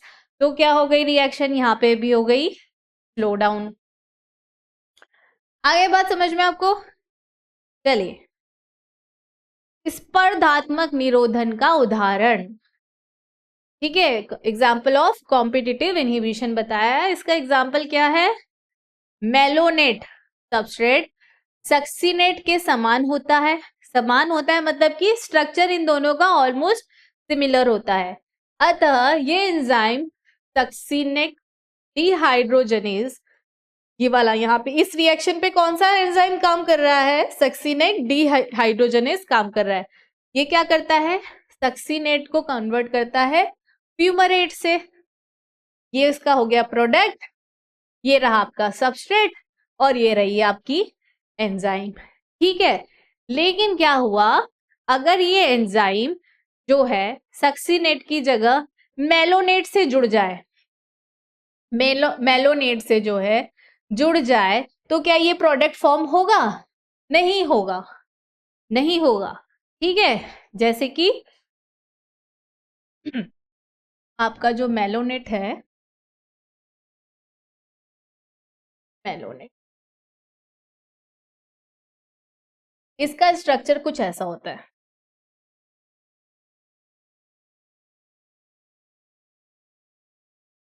बहुत इंपॉर्टेंट टॉपिक है बेटा, इसको समझो आप, बहुत सारे क्वेश्चंस आते हैं इस। ये आपका हो गया मेलोनेट, ठीक है, और ये है आपका इधर सक्सीन।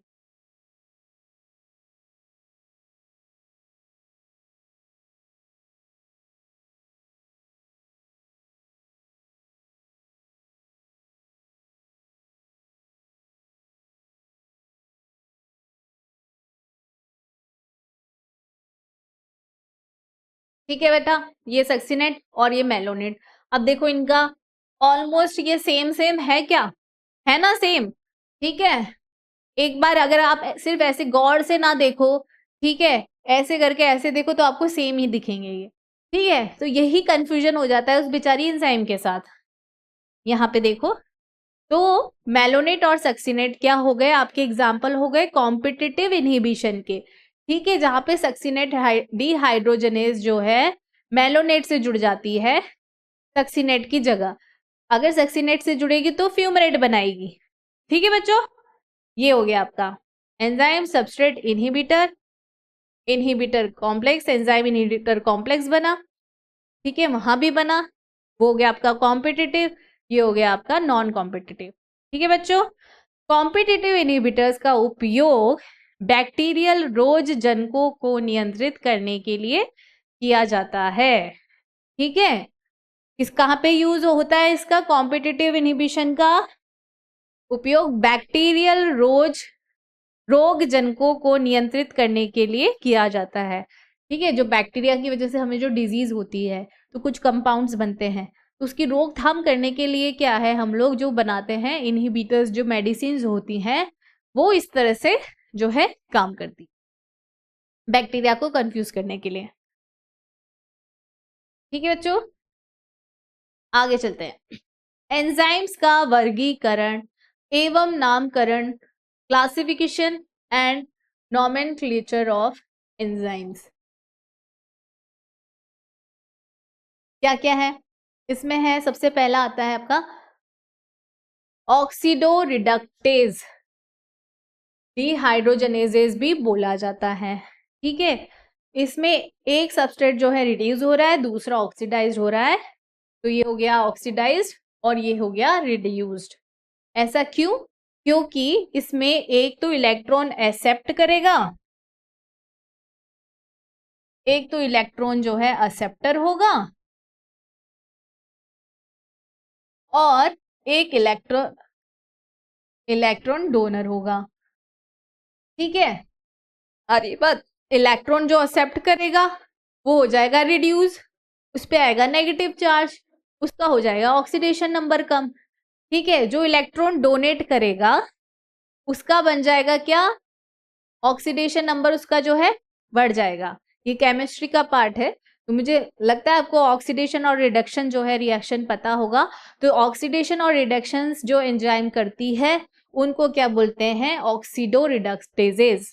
ठीक है, ट्रांसफरेजेस, नाम से ही पता चल रहा है ये ट्रांसफर करती है। किसका ट्रांसफर करती है? ठीक है, जो सबस्ट्रेट में अगर कोई ग्रुप है, कार्बोक्सिलिक एसिड है या अमीनो ग्रुप है, ठीक है, उस ग्रुप का जो है ये ट्रांसफर कर देती है, यहां से जो है यहां कर देती है। ठीक है, तो ये हो गया ट्रांसफरेजेस। ठीक है, इसकी टोपी उसके सर। हाइड्रोलेजेस, नाम से ही पता चल रहा है, हाइड्रो है मतलब कि वाटर होगा, यानी कि हाइड्रोलिसिस। ठीक है, H2O हुआ तो क्या हो गया, AOH बन गया और BH बन गया। ठीक है, ये हो गया हाइड्रोलिसिस। लाइजेस, लाइजेस में क्या होगा, यानी कि ये तोड़ने का काम करेगा। ठीक है, इसने क्या करा, तोड़ दिया, XY बना दिया और CC बेचारों को अलग करके। बस यहाँ पे एक चीज डिफरेंट है, यहाँ पे आपको दिख रहा है डबल बॉन्ड फॉर्म हो गया, डबल बॉन्ड फॉर्म हो गया। ठीक है, आइसोमरेजेस, ये क्या कर रहा है, ABC को BCA कर दिया। मतलब कि कुछ जो मॉलिक्यूल्स होते हैं या कुछ कंपाउंड्स जो होते हैं उनके अंदर आप देखते हो ज्योमेट्रिक रिप्रेजेंटेशन होता है मॉलिक्यूल्स का। ठीक है, जिनको हम आइसोमर्स भी बोलते हैं। ठीक है, जिनका स्ट्रक्चर सेम होता है, सिर्फ पोजीशन चेंज हो जाती है कुछ ग्रुप की, कुछ समूह की। ठीक है, तो आइसोमर्स जो बनाती हैं उनको, एंजाइम्स को क्या बोलते हैं, आइसोमरेजेस। लाइगेजेस मतलब कि जोड़ने का काम करेगी, एक्स को वाई से जोड़ दिया तो बन गया XY, और इस तरह के काम जो एंजाइम करती है उसको बोल दिया लाइगेज। आगे बढ़ते हैं, ऑक्सीडो रिडक्टेजेस, दो सबस्ट्रेट्स के बीच ऑक्सीडो रिडक्शन को उत्प्रेरित करता है। बताया ना मैंने, अपाचयक ऑक्सीकारक, ये बन गया ऑक्सीकारित, ये बन गया अपाचयक। देखो मैंने बताया था ना, रिलीज ऑफ इलेक्ट्रॉन जिसको बोलते हैं ऑक्सीडेशन, ए पे से इलेक्ट्रॉन्स जो है चले गए, और एक होता है रिडक्शन, एक्सेप्टिंग द इलेक्ट्रॉन्स, इसने एक्सेप्ट कर लिया, ठीक है, तो ये हो गया ऑक्सीडेशन रिडक्शन। ट्रांसफरेज में क्या हुआ, हाइड्रोजन को छोड़ के, क्योंकि जहां सी है वहां तो एच होता ही है बहुत सारे एच होते हैं, तो हाइड्रोजन की हम बात नहीं करेंगे यहाँ पे, हाइड्रोजन को छोड़कर किसी समूह का स्थानांतरण यानी कि ट्रांसफर, हाइड्रोजन के ट्रांसफर की बात नहीं हो रही, समूह, हाइड्रोजन के अलावा जो समूह है उसके स्थानांतरण को उत्प्रेरित जो करता है उसको बोलते हैं ट्रांसफरेजेस, ठीक है, जैसे ए बी प्लस सी था, बी सी बन गया, ए रह गया, ठीक है। फिर है hydrolases, ester, ether, peptide, glycosidic, C C, C halide या पी एन बॉन्ड्स की जल अपघटन क्रिया को उत्प्रेरित करता है, ठीक है, हाइड्रोलिसिस ऑफ ये सब Easter, ether, peptide, glycosidic, C C, C halide, P N bonds का, ठीक है। आगे बढ़ो, लाइजेज, हाइड्रोलिसिस के अलावा, हाइड्रोलिसिस की क्योंकि हम बात कर चुके हैं हाइड्रोलेजेज में, यहाँ पे सिर्फ लाइजेज है, तो हाइड्रोलिसिस के अलावा किसी अन्य विधि से, ठीक है, हाइड्रोलिसिस के अलावा अन्य विधि से समूह को हटाते हैं जिससे डबल बॉन्ड्स बनते हैं, उसको बोलते हैं लाइजेज, जैसे कि यहाँ पे हुआ, ठीक है, यहाँ पे बन गया एक अल्डिहाइड और कार्बन डाइऑक्साइड रिलीज हो गया, एल्डिहाइड में होता है डबल बॉन्ड, ठीक है, ये रहा डबल बॉन्ड फॉर्मेशन, इसको क्या बोलते हैं, लाइजेज। जब इस तरह की रिएक्शन होती है, जो जो एंजाइम्स इस तरह की रिएक्शन करती है उनको लाइजेज बोलते हैं। आइसोमरेजेस, ऑप्टिकल, ज्योमेट्रिक या पोजिशनल समावयवों यानी आइसोमर्स का आपसी रूपांतरण उत्प्रेरित करता है, बताया था मैंने अभी। लाइगेजेस दो यौगिकों को जोड़ता है, उदाहरण वे एंजाइम जो CO, CS, CN, PO जैसे बॉन्ड्स के संयोजन को उत्प्रेरित करता है, जोड़ता है। अब आता है कोफैक्टर्स। कोफैक्टर्स क्या होते हैं, ये गैर प्रोटीन संघटक, नॉन प्रोटीन कॉन्स्टिट्यूएंट्स होते हैं। कोफैक्टर्स क्या होते हैं, नॉन प्रोटीन कॉन्स्टिट्यूएंट्स होते हैं जो एंजाइम से जुड़ते हैं ताकि एंजाइम उत्प्रेरक रूप से सक्रिय यानी कि कैटालाइटिकली एक्टिव हो जाए। इनहिबिटर्स तो रिएक्शन खराब कर रहे थे, कोफैक्टर्स को आप बोलो कोएक्टर्स, ठीक है, जो हीरो का साथ देता है, ठीक है, कोएक्टर, तो कोफैक्टर्स आर कोएक्टर्स, पर ये नॉन प्रोटीन होते हैं लेकिन अच्छे आदमी होते हैं क्योंकि एक्टर की हेल्प कर रहे हैं। कोएक्टर्स ये गैर प्रोटीन होते हैं लेकिन एंजाइम से जुड़ जाते हैं, एंजाइम से जुड़ जाते हैं और उत्प्रेरक रूप से सक्रिय यानी कि कैटालाइटिकली एक्टिव हो जाते हैं। एपो एंजाइम्स, एंजाइम्स का प्रोटीन भाग। अब देखो कोफैक्टर करता क्या है, कोफैक्टर क्या करेगा, अभी एक एंजाइम है, इसको एपो एंजाइम क्यों कहा, क्योंकि अभी ये इनएक्टिव स्टेट में है, इसको एक्टिव स्टेट में करने के लिए कोफैक्टर जो कि ये नॉन प्रोटीन होता है, नॉन प्रोटीन होता है, इसको जो है इससे जुड़ना पड़ेगा, तब जाके एक प्रॉपर, ठीक है, तब जाके इसको हिम्मत आएगी विलेन से लड़ने की यानी कि रिएक्शन कंटिन्यू करने की। तो ये एपो एंजाइम, ठीक है, एपो एंजाइम एंजाइम का प्रोटीन भाग क्या है, ये प्रोटीन पार्ट ऑफ एंजाइम।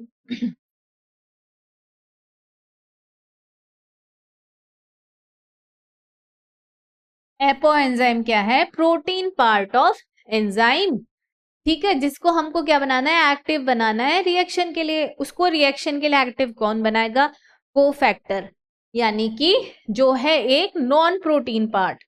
ये जो है जब इससे जुड़ जाएगा तो ये दोनों जुड़ के बनाएंगे, ये देखो आप दिख रहा है ना कोफैक्टर, ठीक है। और ये हो गया हमारा एंजाइम का प्रोटीन पार्ट, जिसको हम बोलते हैं एपो एंजाइम, ठीक है। तो ये दोनों जुड़ के बन गए क्या, होलो एंजाइम, यानी कि होलो एंजाइम अब जो है ये जब जुड़ गया इससे तो अब ये हो गया एक्टिव। अब जो है ये हो गया क्या, एक्टिव। एपो एंजाइम जब कोफैक्टर से नहीं जुड़ा था तो वो इनएक्टिव था। जैसे ही वो कोफैक्टर से जुड़ गया उसने बनाया होलो एंजाइम जो कि एक्टिव है अब, ठीक है। इसका मतलब क्या हुआ, cofactor plus apo enzyme is equal to holo enzyme, ठीक है। कोफैक्टर जो कि नॉन प्रोटीन है, एपो एंजाइम जो प्रोटीन है, अभी ये इनएक्टिव है, ये दोनों जुड़ गए, इन्होंने बनाया होलो एंजाइम जो कि है एक्टिव। और इसमें दोनों है, प्रोटीन पार्ट भी और नॉन प्रोटीन पार्ट भी, ठीक है। जब कोफैक्टर एंजाइम से हटा दिया जाता है तो उसकी उत्प्रेरक क्रिया समाप्त हो जाती है। अगर कोफैक्टर को फिर से हटा दिया, ठीक है, फिर से इसको हटा दिया तो ये वापस से एपो एंजाइम रह गया, होलो एंजाइम नहीं रहा, फिर से ये इनएक्टिव हो जाएगा। जैसे ही आ गया कोफैक्टर ये बन गया होलो एंजाइम और ये हो गया एक्टिव, ठीक है। आगे बढ़ते हैं, टाइप्स ऑफ कोफैक्टर्स। 3 तरह के कोफैक्टर्स होते हैं, प्रोस्थेटिक ग्रुप, कोएंजाइम और धातु यानी कि मेटल आयंस। क्या है ये, चलिए देखते हैं। प्रोस्थेटिक ग्रुप, कार्बनिक यानी कि जिसमें कार्बन होता है, ऑर्गेनिक बोलते हैं। एपो एंजाइम से सघन रूप से जुड़ा होता है, ठीक है, क्योंकि ये कार्बनिक है तो ये क्या होगा, एपो एंजाइम से जो कि प्रोटीन है उससे कस के जो है पकड़ लेगा। प्रोस्थेटिक जो ग्रुप होता है वो जो है एंजाइम से जकड़ के पकड़ लेगा उसको, क्योंकि वो क्या है, ऑर्गेनिक है। जैसे कि हीम, हीम जो है, ठीक है, हीम जो है एक क्या है, कार्बनिक ग्रुप है, प्रोस्थेटिक ग्रुप का एग्जाम्पल, ठीक है। कार्बन हीम जो है एक प्रोस्थेटिक ग्रुप है, कार्बनिक ग्रुप है। ये कौन सी एंजाइम से जुड़ता है, पेरोक्सीडेज कैटालेज से जुड़ता है, ठीक है। और पेरोक्सीडेज नाम से ही पता चल रहा है, मैंने पहले भी बताया हुआ है, पेरोक्साइड H2O2, H2O2 को क्या बोलते हैं, हाइड्रोजन पेरोक्साइड, हाइड्रोजन पेरोक्साइड, ठीक है। तो इस एंजाइम का क्या काम होता है, H2O2 को वाटर और ऑक्सीजन में बदलने का काम होता है इसका, पेरोक्सीडेज का। तो जो हीम जो है पेरोक्सीडेज से कस के जुड़ जाता है, ठीक है। तो यानी कि जो हीम है वो किस तरह का कोफैक्टर है, वो है प्रोस्थेटिक ग्रुप, ठीक है। यहाँ पे आपको दिख रहा है, ये रही पेरोक्सीडेज, ये रही आपकी कैटालेज, और हीम जो है इससे जाके जुड़ जाएगा। अब आता है कोएंजाइम। कोएंजाइम क्या है, ये भी ऑर्गेनिक है, कार्बनिक है। एपो एंजाइम से क्षणिक रूप से जुड़ते हैं, ट्रांजिएंट बाइंडिंग। तो जो कोएंजाइम है ये बस थोड़ी देर के लिए जुड़ेंगे, प्रोस्थेटिक तो एकदम टाइटली जुड़ गया उससे, ठीक है। ये जो है थोड़ी सी देर के लिए एकदम लूजली बाउंड, ठीक है, लूजली बाउंड होंगे, और क्योंकि थोड़ी देर का ही काम है ना, ठीक है, तो लूजली बाउंड होंगे। कई कोएंजाइम विटामिन होते हैं, ठीक है, इसका एग्जाम्पल आ गया विटामिन। उदाहरण के लिए NAD और NADP, ये जो है ये एंजाइम्स हैं, इनको विटामिन क्यों कहा जाता है, क्योंकि ये नियासिन में पाया जाता है। नियासिन क्या है, कौन सा विटामिन है बच्चों, बताओ बताओ, कौन सा विटामिन है नियासिन, बी कॉम्प्लेक्स सुना है, B1 B2 B3 B4 B5 B6, कौन सा वाला विटामिन है ये? Niacin, B3। B3, ठीक है। तो जो कोएंजाइम है ये भी ऑर्गेनिक होता है, पर ये लूजली बाउंड होता है एंजाइम के साथ, ठीक है। और इसका एग्जाम्पल क्या है? NAD और NADB, ठीक है। और ये किस तरह के होते हैं? विटामिन होते हैं ये। आगे चलते हैं। अब आता है मेटल आयंस। कोफैक्टर्स की बात हो रही है अभी, ठीक है।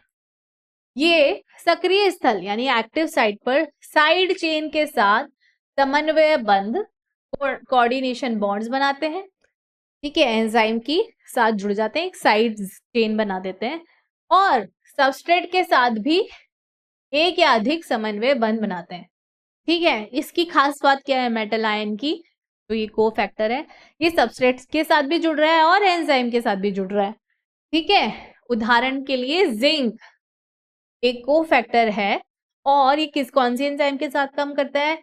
कार्बोक्सी पेप्टिडेज, ठीक है। ये आपको दिख रहा है यहाँ पे जिंक, देखो इसने चेन बनाई हुई है एक, ये जो चेन है ना, साइड चेन बना ली इसने, ठीक है। ये इस तरह से जो है एंजाइम के साथ जुड़ के एक साइड चेन बना लेता है। जिंक कौन सी एंजाइम के साथ जुड़ता है? Carboxy peptidase. चलिए, तो ये था हमारा एंजाइम्स का, ठीक है। अब इनसे रिलेटेड कुछ क्वेश्चंस डिस्कस कर लेते हैं जो प्रीवियस ईयर्स में नीट में आए हुए हैं। निम्नलिखित में से कौन सा कथन गलत है? गलत कथन, गलत बात पकड़ लो अब इसमें से। पहला है स्पर्धी संदमन में संदमक अणु एंजाइम द्वारा रासायनिक रूप से नहीं बदलता। इन कॉम्पिटिटिव इनहिबिशन, जुड़वा वाली बात याद आ गई, बहरूपिया हम शक्ल जो है उसमें the inhibitor molecule is not chemically change by the enzyme. क्या वहां पे इनहिबिटर एंजाइम कॉम्प्लेक्स फॉर्म नहीं हो रहा था? हो रहा था ना, एंजाइम का शेप साइज चेंज कर रहा था ना, तो यानी कि ये कथन तो सही है भाई, ये कथन तो सही है। हमें तो इनकरेक्ट ढूंढना है, ये तो करेक्ट है। आगे बढ़ो। पर्दी संदमक एंजाइम क्रियाधार सम्मिश्र की विच्छेदन दर को प्रभावित नहीं करता।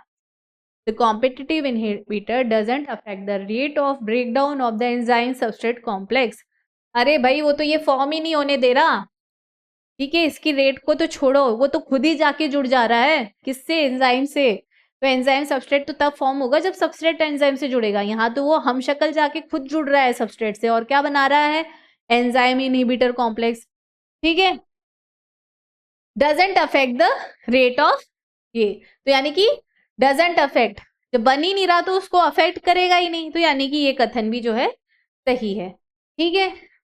अब आ रहा है स्पर्धी संदमक की उपस्थिति सबस्ट्रेट के लिए एंजाइम के कम कर देती है।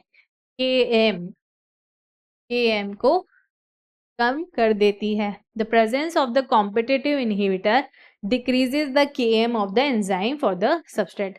हमने Km वाली जो था मिकेलिस कांस्टेंट जिसको बोलते हैं, ठीक है, मिकेलिस कांस्टेंट जिसको बोलते हैं, हमने ऐसा कुछ पढ़ा था क्या जब हम इसकी बात कर रहे थे? कॉम्पिटिटिव इनहिबिशन की नहीं बात कर रहे थे, इसको अफेक्ट करता है नहीं करता है ऐसा तो हमने ही पढ़ा नहीं था। तो यानी कि गलत कथन यही हुआ, तो यानी कि इसका आंसर यही है वो गलत कथन। एक स्पर्धी संदमक, चौथा कथन भी पढ़ लेते हैं। A competitive inhibitor reacts reversibly with the enzyme to form an enzyme inhibition complex form होता है, और जो है वो एंजाइम के साथ रिवर्सिबली अटैच होता है, ठीक है। यानी ये कथन भी सही है। हमसे इनकरेक्ट पूछा, इनकरेक्ट कौन सा था? सी, जिसमें Km से रिलेटेड बात बोली गई थी। अगला क्वेश्चन डायरेक्ट क्वेश्चन है। A non proteinaceous enzyme is ligase, deoxyribonuclease, lysozyme, ribozyme. पढ़ा था ना हमने। सारे जो प्रोटीन्स होते हैं, मतलब सारे एंजाइम्स जो होते हैं वो प्रोटीन होते हैं, पर सारे प्रोटीन एंजाइम नहीं है। सारे एंजाइम्स जो हैं प्रोटीन होते हैं। और फिर मैंने बोला था एक अपवाद है, और वो अपवाद क्या था? एक न्यूक्लिक एसिड जो एंजाइम की तरह एक्ट करता है, और वो कौन सा एंजाइम था? राइबोसोम, जो एंजाइम की तरह एक्ट करता है, और उसको हम क्या बोलते हैं? राइबोजाइम, ठीक है, तो इसका करेक्ट आंसर क्या है? राइबोजाइम, जो प्रोटीन नहीं है, न्यूक्लिक अम्ल है। एंजाइमों के संदर्भ में कौन सा कथन उचित है? एंजाइम के लिए कौन सा कथन उचित है? अभी जस्ट हमने पढ़ा है, तुरंत जवाब दे दो। होलो enzyme is apo enzyme plus को एंजाइम, को enzyme is apo enzyme plus holo enzyme, hollow enzyme is को एंजाइम प्लस को factor, apo enzyme is holo enzyme plus को एंजाइम। बताओ, अभी जस्ट पढ़ा है हमने। अब आप बोलोगे मैडम हमने तो ये पढ़ा था, holo enzyme is equal to apo enzyme plus cofactor, ये पढ़ा था हमने तो इसमें तो मैडम कहीं पे भी नहीं आ रहा है एपो एंजाइम को एंजाइम आ रहा है, पर को फैक्टर तो नहीं आ रहा है। अब याद करो, को फैक्टर जो है 3 तरह के थे, को एंजाइम, ठीक है, मेटल आयन था, ठीक है, और एक था प्रोस्थेटिक ग्रुप था।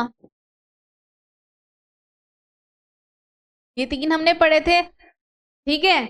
तो यहाँ पे कोएंजाइम लिखा है, को फैक्टर की जगह कोएंजाइम लिखा है, जो कि कोएंजाइम क्या है? एक तरह का को फैक्टर है। तो यानी कि करेक्ट ऑप्शन क्या है? आंसर आपका हो गया ये, ठीक है। लास्ट, एंजाइम जो विघटन को उत्प्रेरित करता है, in the enzyme which catalyses the breakdown of H2O2 को वाटर और O2।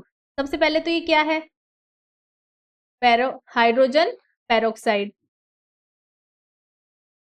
Hydrogen peroxide. कौन सी एंजाइम होती है इसमें यूज?